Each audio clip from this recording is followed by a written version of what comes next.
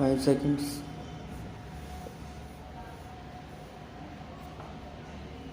Honorable Speaker, Sir, I take this opportunity to thank all the taxpayers of our country who have contributed immensely and strengthened the hands of the government in helping their fellow citizens in this hour of need. Drawing wisdom from our ancient text, we continue on the path to progress. The proposals in this budget, while continuing with our declared policy of stable and predictable tax regime, intend to bring more reform that will take ahead our vision to establish a trustworthy tax regime. This will further simplify the tax system, promote voluntary compliance by taxpayers, and reduce litigation. India is growing at an accelerated pace, and people are undertaking multiple financial transactions. The income tax has established a robust framework of reporting of taxpayers' transactions. In this context, some taxpayers may realize that they have committed omissions or mistakes in correctly estimating their income for tax payment. To provide an opportunity to correct such errors, I am proposing a new provision permitting taxpayers to file an updated return on payment of additional tax. This updated return can be filed within 2 years from the end of the relevant assessment year.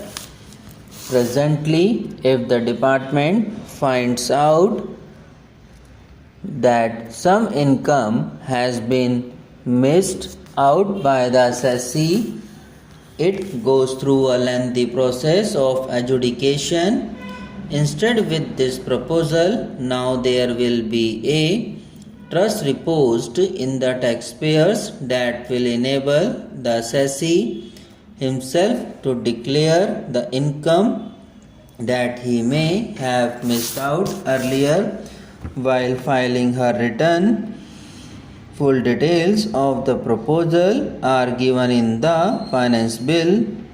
It is an affirmative step in the direction of voluntary tax compliance. Currently, cooperative societies are required to pay alternate minimum tax at the rate of 18.5%. However, companies pay the same at the rate of 15%. To provide a level playing field between cooperative societies and companies, I propose to reduce this rate for the cooperative societies also to 15%.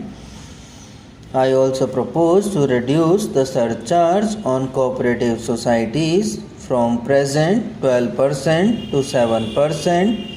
For those having total income of more than rupees 1 crore and up to rupees 10 crore, this would help in enhancing the income of cooperative societies and its members who are mostly from rural and farming communities. The parent or guardian of a differently abled person can take an insurance scheme for such person. There could be situations where differently able dependents may need payment of annuity or lump sum amount even during the lifetime of their parents or guardians. I propose to thus allow the payment of annuity and lump sum amount to the differently abled dependent during the lifetime of parents or guardians, that is on parents or guardians attaining the age of 60 years. At present, the central government contributes 14% of the salary of its employee to the national pension system. This is allowed as a reduction in computing the income of the employee. However, such reduction is allowed only to the extent of 10% of the salary in case of employees of the state government. To provide equal treatment to both central and state government employees, I propose to increase the tax reduction limit from 10% to 14% on employers' contribution to the NPS account of state government employees as well.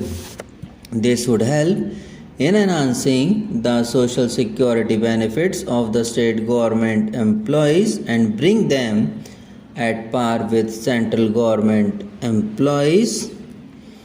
Startups have emerged as drivers of growth for our economy.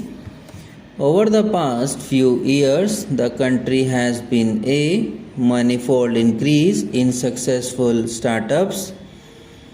Eligible startups established before 31st March 2002 had been provided a tax incentive for 3 consecutive years out of 10 years from incorporation.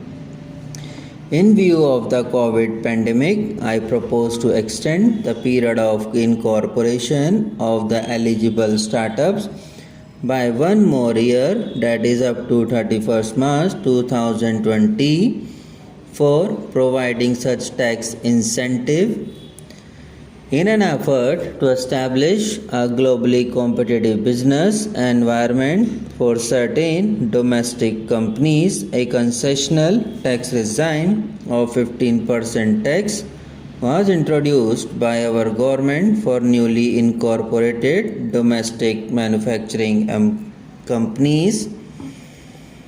I propose to extend the last date for commencement of manufacturing or production under section 115B by 1 year, that is from 31st March 2023 to 31st March 2024. There has been a phenomenal increase in transactions in virtual digital assets. The magnitude and frequency of these transactions have made it imperative to provide for a specific tax regime. Accordingly, for the taxation of virtual digital assets, I propose to provide that any income from transfer of any virtual digital asset shall be taxed at the rate of 30%.